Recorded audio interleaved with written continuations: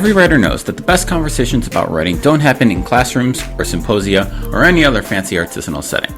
They happen at the bar, usually after deadline. That's the vibe we're going for here. This is The Other 51, conversations with writers of all genres about writing. I'm Brian Moritz. Today's guest is Matthew Fairburn from New York Upstate.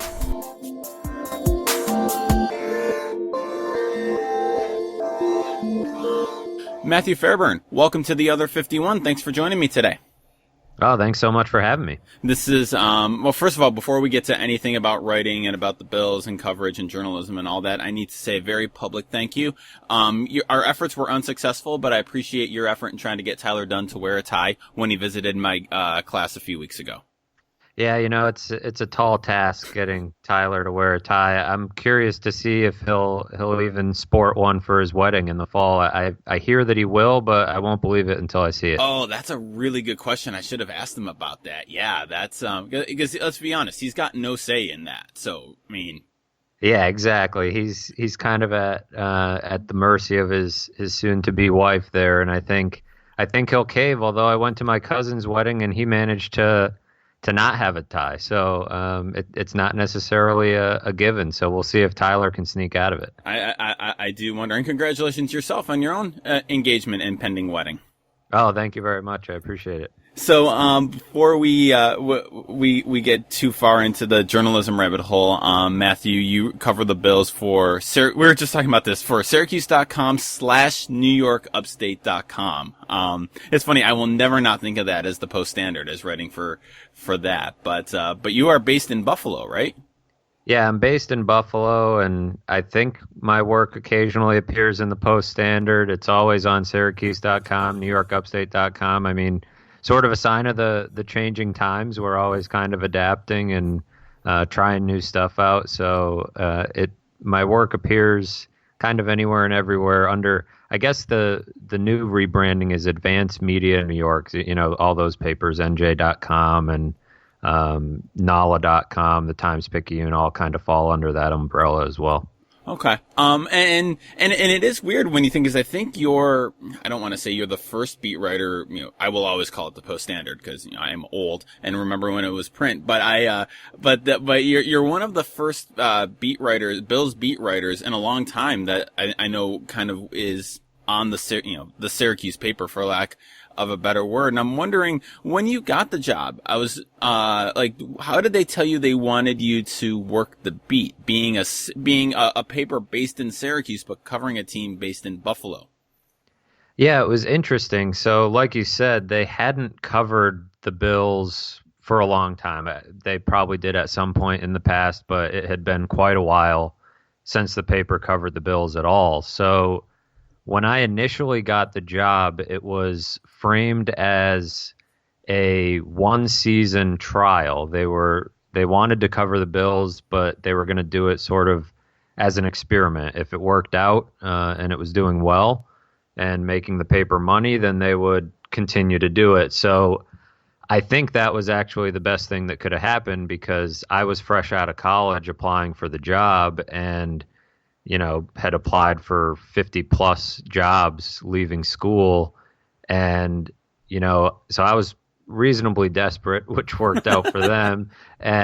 But also, you know, I think that limited, you know, the type of person that would kind of apply for the job, which, you know, gave me a puncher's chance when I was applying. So they had the idea to basically cover it, you know, digitally first, thinking, you know, with online in mind. And it's funny, when I got here, a lot of people assumed that they were covering the Bills because Doug Marrone was the coach, which actually wasn't the case at all. I mean, it helped. It was a little bit of a bonus to kind of, you know, get some of the Syracuse readers interested, but they basically wanted me to, you know, cover it for online, which, you know, knows no borders. I mean, it could have been for anybody. So that was sort of how they wanted things done. You know, they didn't want it to be, you know, the same type of daily coverage you could get everywhere else. They wanted to think differently and do some things differently. You know, we subscribed to the AP, so the general line of thinking was, if it's something that's going to pop up on the AP wire, you know, give us a different angle. And I've kind of tried to do that. And, after I think it was November of that first season, they made me a permanent employee and, have committed more and more resources to the beat. But even from day one, we traveled to all preseason games and traveled to all regular season games, the combine, Senior Bowl, stuff like that. So they showed quite a commitment. And, for me, it was basically just that first year working as hard as I could to make it worth it for them. So it's been an interesting ride. And it's funny to look back at the fact that, I took a job not necessarily in a town I'd never lived, never even been to. And, I've been to the newsroom probably, half a dozen, maybe a dozen times since I started. So it's interesting the way, the profession works these days. I was wondering, I want to ask what it was like when you took that job and knowing you have it for like basically a 1 season, 1 year trial. I mean, looking back on it, did you feel pressure like every story you've got to prove yourself, or was it just kind of go with the flow? I mean, what was that like kind of, not just professionally, but kind of emotionally and like personally for you? It was interesting because I was fresh out of college. So if I had been leaving something, stable, I think I would have felt more of that pressure. But, they advertised the job as sort of a trial deal. But when, I sat down and talked to them and, agreed to take the job, it was pretty clear to me that they thought it was going to work. They thought more likely than not that it would become a permanent job and something they would commit a lot of resources to. So there was a little bit of pressure. I mean, it's hard for there not to be, right? When you don't know if the job's going to be there in 6 months. But the way I looked at it was, worst case scenario is I get to cover an NFL team and get those clips for a season and then put myself back into the job market with an even stronger, resume. So I felt some of that pressure, but, all along the way, my editor, kept, keeping me updated and, the feedback was all positive from day one. So I felt pretty comfortable, before long. So your first job out of college is covering a pro team. Now I know you went to Mizzou. That's a big name journalism program, big athletic department, but that's a big first beat to have, is stepping right out of college into a pro beat. Yeah, absolutely. I think maybe that was more the pressure than anything else, was that I was thrown right into an NFL beat, which was, I mean, if you had asked me when I was graduating, my goal would have been to be on an NFL beat by like the time I was 30 is usually, the path a lot of people take. So to get it right out of school was definitely, sort of getting thrown right into the fire. And there was a lot to learn. Mizzou was definitely helpful. I mean, some of the stories that I got to cover there, I mean, Dorial Green Beckham, getting kicked off the team and arrested for domestic violence, Michael Sam coming out as gay. The Mizzou went to the SEC championship the year that I was on the beat. I covered the basketball team the year before that. So those are high profile beats, but even just the adjustment going from college to the NFL, it's a different schedule. You're dealing with agents, the sourcing is all different. So, you get open locker room 45 minutes a day. We didn't get that in college. So there was some stuff that was easy about it, more access and, kind of an endless supply of content basically. But there were some things I had to learn to kind of figure out, what, where you get your sources and where the information comes from, and realizing you're competing against Ian Rappaport and Adam Schefter in addition to, all the people around me. I still remember coming in and, being near Tim Graham and having read him and followed his work and just thinking, oh, geez, I got to compete against this guy. Like, I mean, I competed against Dave Matter at Mizzou, who's kind of an institution on the Mizzou beat. But seeing Tim and some of those guys, I was like, all right, time to get to work here because I got my work cut out for me. So how did you do that? I mean, how did you learn on the fly? Because this is a if you trial by fire, you're dropped into an NFL locker room, go kid. So how do you learn that stuff? People on the beat here are pretty helpful, which is definitely a bonus, because the other thing that's interesting is, like we talked about, my paper didn't really cover the NFL before I got here. So, nobody there had experience. Sometimes, you get dropped into an NFL beat at, one of these big papers, and they've kind of got, a base of knowledge that they can share with you, even a Rolodex in some cases. Sure. So I was kind of starting from scratch, but some of the little stuff, like Mike Rodak from ESPN, very helpful when I got here, with just some little, basic stuff that you need to know in terms of scheduling. And, the people here were helpful, more helpful than you would expect, your competition to be sometimes. And then I think what I tried to do was remember that my editors knew that this was all new for me, and it was all new for them. So the way I looked at it was, they want me to be different. So maybe I don't know all the ins and outs that other people do, but that doesn't matter, because, they hired me because I look at things a little bit differently. And if I have 45 minutes in the locker room every day and access to assistant coaches once a week, I can come up with, endless ideas every single week. And so that's kind of how I approached it, is do the stuff I know how to do and just kind of use that to get me going, and then learn the other stuff as I go and try to just build upon everything, every day. You mentioned that a few times, the kind of that they wanted you to do things differently, and that you do kind of look at things differently. So what do you mean by that? What's the different way that you look at things? I think mostly, it comes definitely from my training at Mizzou, was that, I had Greg Bowers as my sports journalism professor, and at Mizzou you kind of get thrown right into a paper that's technically, circulated through the city. So it's not just a student paper. And he made you look at things very differently. There was a high threshold for him in terms of what was interesting and what wasn't. And so the normal cliche storylines kind of went one in one ear and out the other for me after a while, because I was just trained to think that wasn't going to, fly with my editor at the Missourian. So a lot of the time it's as simple as, there's a crowd of people talking to this one guy, I'm going to go over here and talk to this guy instead.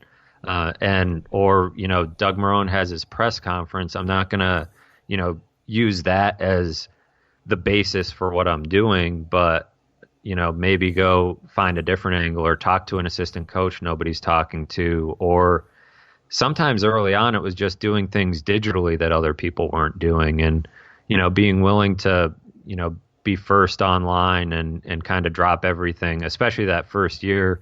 Didn't really know anybody out here, so the job was kind of my life. And, you drop everything to kind of do different things. If a guy gets traded, think of a reaction piece before you're writing. A lot of people have to spend time writing 800 to 1,000 words for the newspaper. We would write something quick and then, immediately pivot to what it means and analysis. So little things like that, I think it's kind of how I followed sports and what I looked for in sports coverage growing up. So it kind of came naturally to me in that way. I'm curious too, how much has what you thought was different, was it 2014? Would that have been your first year? Yeah. So what was different in 2014? How is that different? But what is that the same as in 2018, or is that definition of doing something different kind of evolved for you? It's definitely evolved, because, people catch on to what you're doing, and more people start covering the team. There's all sorts of blogs creating different content. So it always changes. I think the basis of it is still the same. When there's a crowd of people around one person, go somewhere else. But that's not a hard and fast rule either, because sometimes, there's something that could be, potentially viral content or, the talk of the day that you can't necessarily miss. And as one person, it's a little bit tricky. If you got, a handful of people covering the team, you can split up and cover all your bases. But for me, I'm constantly towing the line of, do I stay at this press conference or do I go into the locker room and do things like that? I mean, this job gets a little bit repetitive. The NFL gets a little bit repetitive. Storylines kind of recycle year after year. And so I'm always trying to figure out something I can do to kind of break up the monotony. A couple years ago, I sat in the stands for a game, because tickets were selling for $6 or $7. So I thought, who would put themselves through that? And then I thought, well, maybe I'll do it and talk to some of the people that are doing it. And last year I hung out with a scalper before that Blizzard game, thinking like, how do you sell a ticket to this game? And I said, well, let's go see.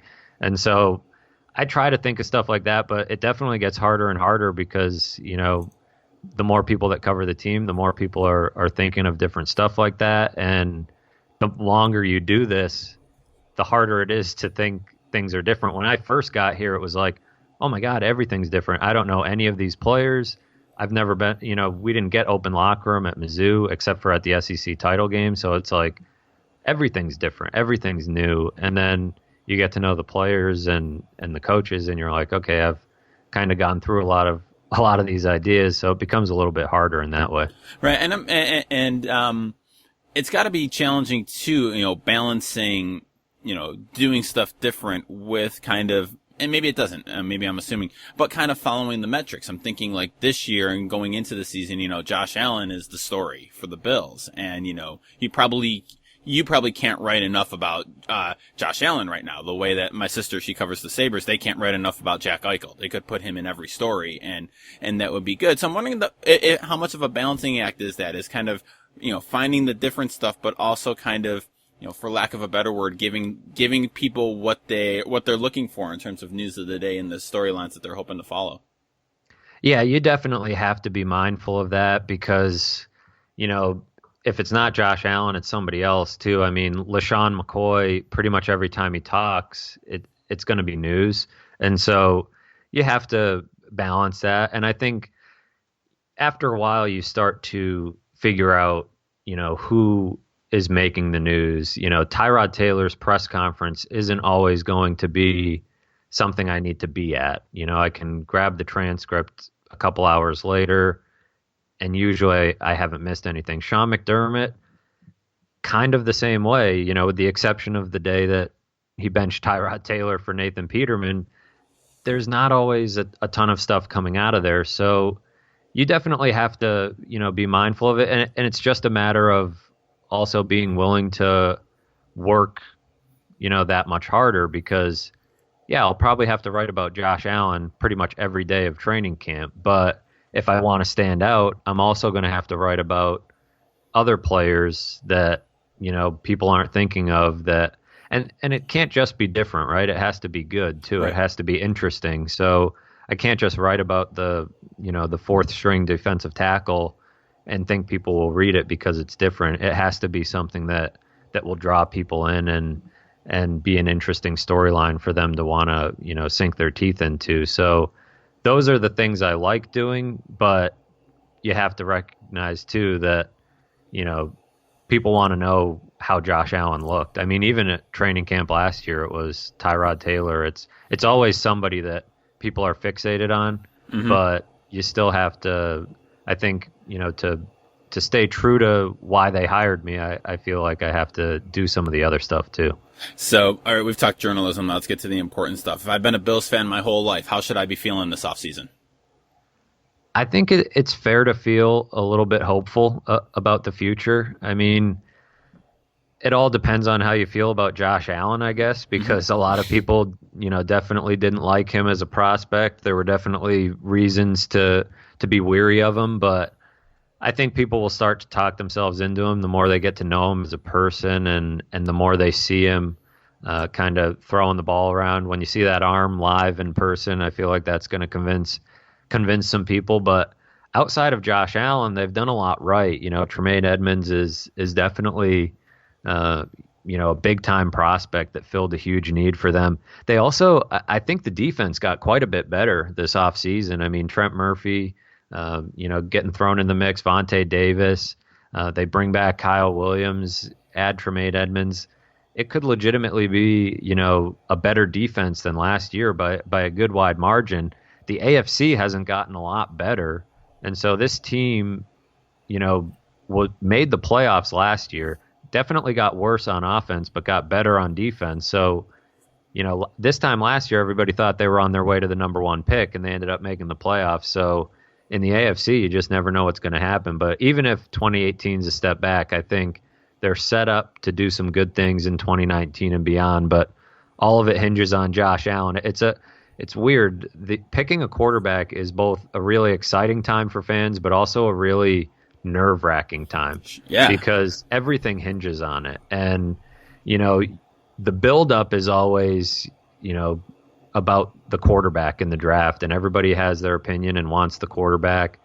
But then you start to notice you'll always notice the people will say, oh, maybe we should wait for next year or see what A.J. McCarron has.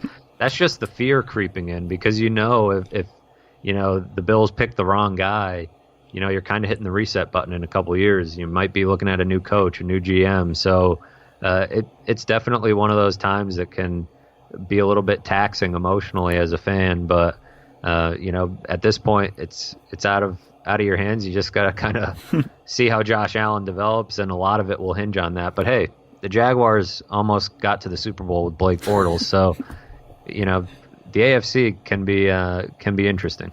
It's funny. I was watching the draft. I was at a conference out in Indiana, and they had it on their enormous screen at their media room.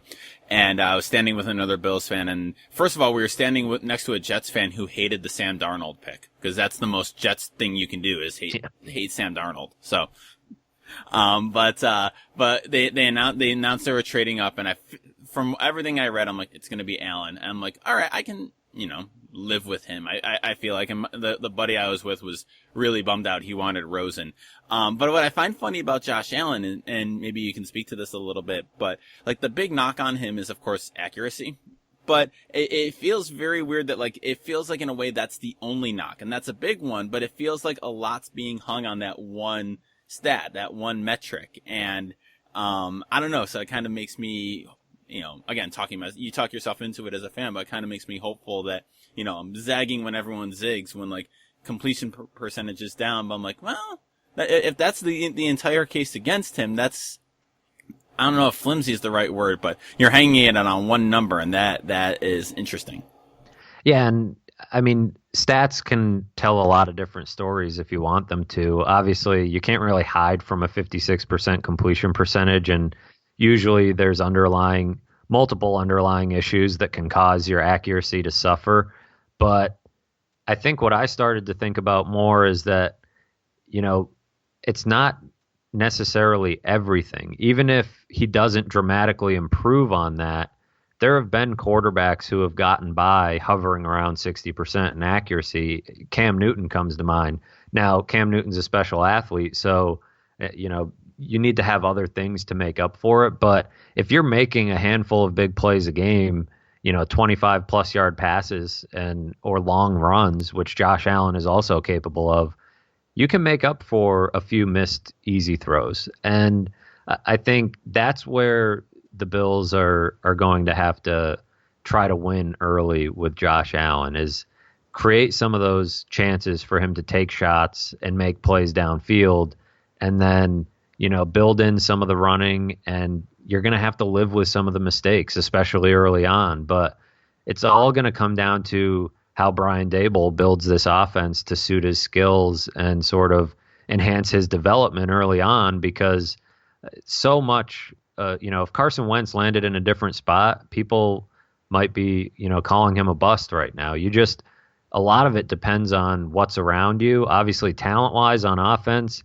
Josh Allen doesn't have a ton around him at the moment, but the coaching staff might be even more important. And we just don't really know if these guys, it's not to say they can't do it. They just haven't really, had too much of a track record in developing quarterbacks. So maybe they have what it takes. And I feel like sort of how everything fits together will ultimately tell his story a lot more than, his college completion percentage will. So the story around the Bills probably has been, we knew they were going to try to draft a quarterback in the first round this year. I mean, probably dating back to when they made the trade to get 2 picks last year, when they made that Kansas City deal. It's kind of like you could see long term they were setting up to take a quarterback. And I'm just wondering, from the time the season ended when they lost to Jacksonville to the draft, and you're writing about that, how did you go about writing and reporting, about the 5 QB prospects? Like, what was your process like to kind of get a sense of who they were? It honestly started last summer, probably. I mean, before I had this job, I covered the draft as a whole for SB Nation while I was in college. And so I've always been a little bit of a draft nerd in that respect. So knowing that they had loaded up on picks and were gearing up to pick a quarterback, I started following these guys and sort of getting to know them, in the summer as much as I could from afar. And then it was a really interesting process once the season ended, because they were sitting at 21 and 22. And so I went down to the Senior Bowl, and I'm watching Josh Allen closely and looking at, how he's doing and how some of these other guys are doing. But I'm thinking, man, they're not in a very good spot to get Josh Allen at the moment. And, you also don't want to draw conclusions on guys too early in the process, or, before the Bills have even gotten around to everything and done all their homework to come to conclusions on these guys. So it was one of those things where you kind of had to take it piece by piece. And as they started moving up in the draft, then it was like, okay, now everything's on the table. So, at first I was like, all during the season following Sam Darnold, Josh Rosen, Josh Allen, and Baker Mayfield. And then you got to the point where you're like, okay, right now they're not in striking distance for those guys, so I'm going to put them to the side and look at Mason Rudolph and Lamar Jackson and that range of quarterback, Kyle Lauletta. And then they moved up and everything was on the table. You start to sink your teeth back into the other guys. But it was a really interesting process. I can't remember a draft where there were that many quarterbacks, that could go as high as they did. And it's been a while since that happened. And everybody knew that the Bills wanted one. It was probably the worst kept secret in the entire league, even as Brandon Beane tried to say, well, there's no guarantee we're going to take a quarterback. It was pretty obvious. So it was just a matter of being prepared for every scenario and, kind of cluing people in on what I thought of these guys, while also recognizing that I don't know near as much as all the teams do. So, but people wanted every little piece of content. Like you were saying, doing things different isn't always the way to go. It's just giving people a ton of what they want, or a slightly different angle on what they want, whether going to the combine or whatever else. So it was a fun draft experience. I was joking with Joe Biscalio right before the draft, saying, I kind of hope they strike out on these quarterbacks so we can do it all again next year, because people were so interested, and that's what makes it fun. So were you a draft nerd before the SB Nation gig, or did you get the SB Nation gig because you were a draft nerd? Yeah, I was definitely a draft nerd all growing up. When I got to college, I started a website just to kind of write on my own and, get some reps while I couldn't, get anybody to let me do it for them. And, I sent that over to, at the time it was just called Mocking the Draft. It was one of SB Nation's, sites that, they have a million of. And it got lumped in under SB Nation. I think I was like a junior when that happened. So that's when my role got a little bit bigger. But growing up, I always was big on the draft. I grew up a Jaguars fan, so I had no choice, I guess, but to make the draft my Super Bowl because the Jaguars weren't exactly a contender for most of my childhood. So I think that probably is what got me into it the most. But I was pretty big into it. And so I had been to the combine like 3 times, I think, before I graduated college. I covered the draft in 2013 from Radio City. And I actually went to it when I was a senior in high school. I went to day 3 because they were giving tickets away for free. So I drove from Massachusetts with my dad, about 4 hours to New York City, and watched day 3 and then drove back. So I've always been a little bit crazy about the draft. That's hardcore. Day 3 of the draft. That's hardcore.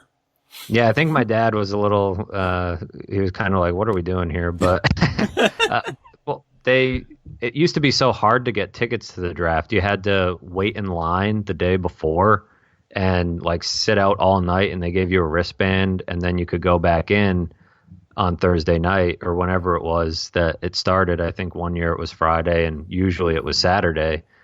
But, it was so hard to get tickets. So the one year when they said, they must have realized that nobody shows up for day 3, and they just said, yeah, we're going to give the tickets away for free. You basically just had to print it out on your computer. I was like, all right, that gets me into Radio City Music Hall, because I had thought about trying to get there for day 1. It's just kind of a commitment to sit out on the street and try to get a wristband, and then I'm like, I don't know where I'm going to go between then. I'd probably be sleep deprived and all that. So it's a little bit easier of a process now that it's a bigger event. But when it was at Radio City Music Hall, it was an interesting process to get yourself into the building.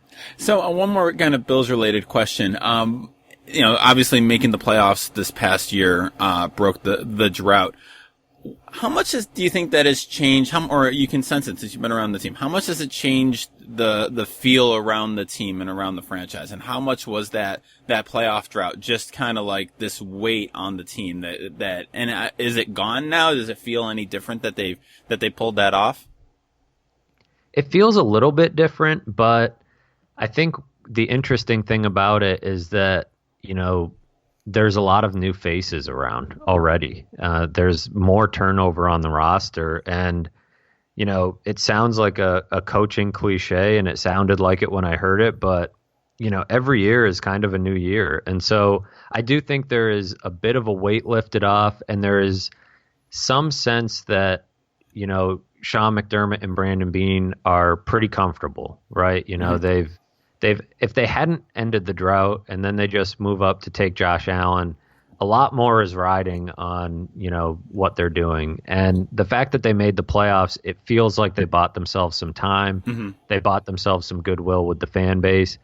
But in the building, there's so many new faces. Josh Allen, might not have known that playoff drought existed.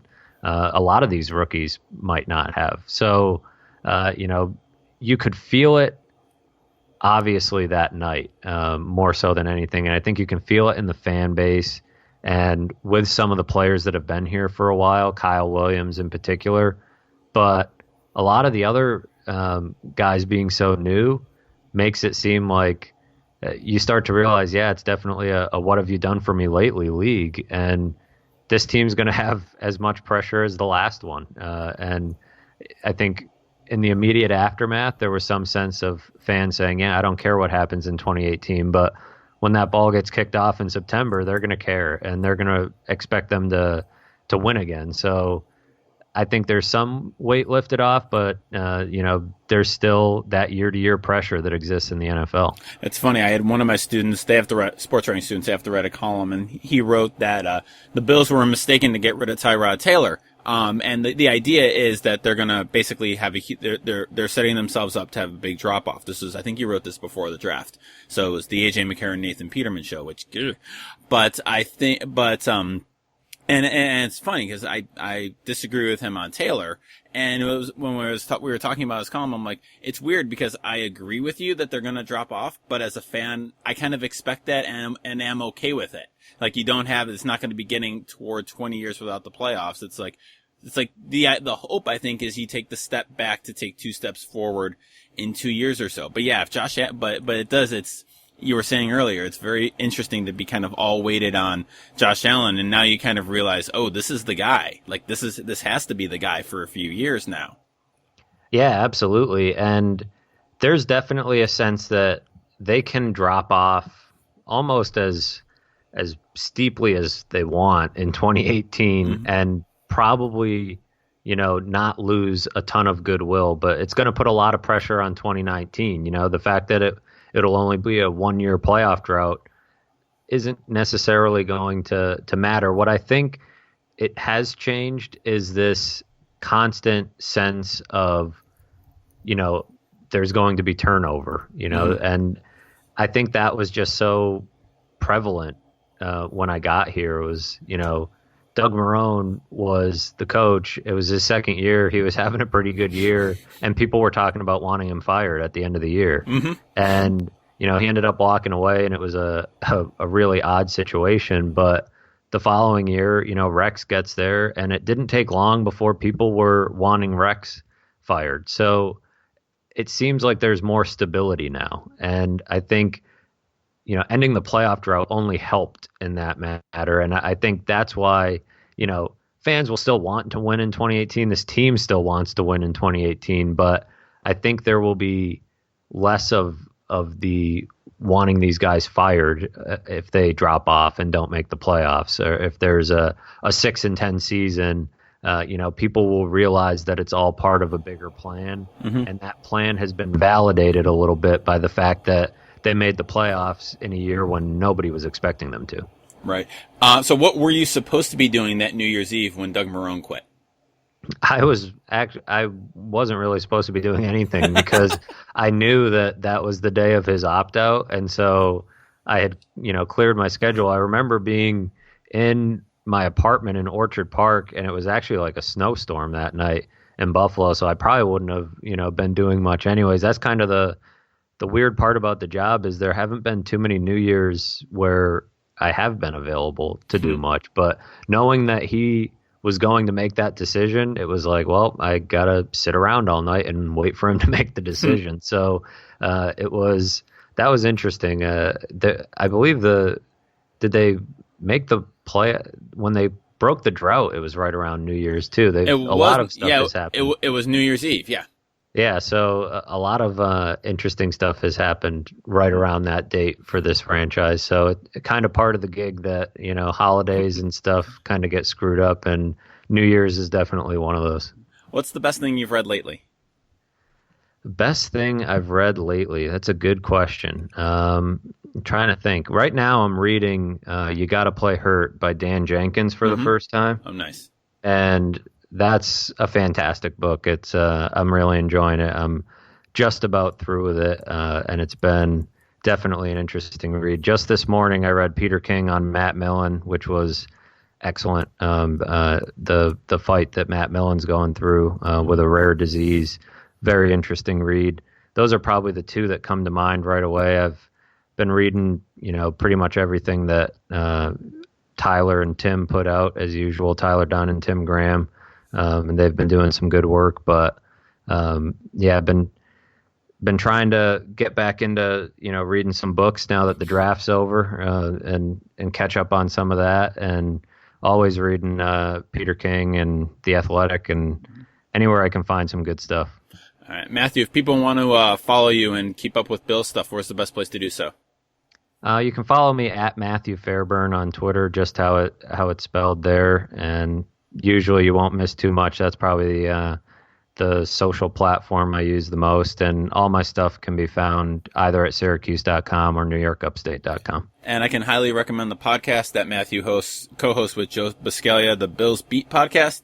Is that still the name? I remember you guys rebranded it recently, and I can't remember the new name. Yeah, if you search for the Bills Beat on iTunes or Google Play, SoundCloud, it should pop up. Or if you search Joe's name or my name, I think our names are in the title as well for that. We had to create a new channel for our RSS feed got lost or something. I don't know. Podcast technology sometimes goes over my head, but we had a new channel, so I think if you search for it, pretty much anywhere podcasts are found, you should be able to find it. It is very good and very deep dives into Bills nerddom, which is why I love it so much. So if you're a Bills fan, you're probably already listening to it, but if not, give it a listen. So, Matthew, this has been excellent. Thank you so much for taking the time today. Oh, thanks so much for having me. I appreciate it.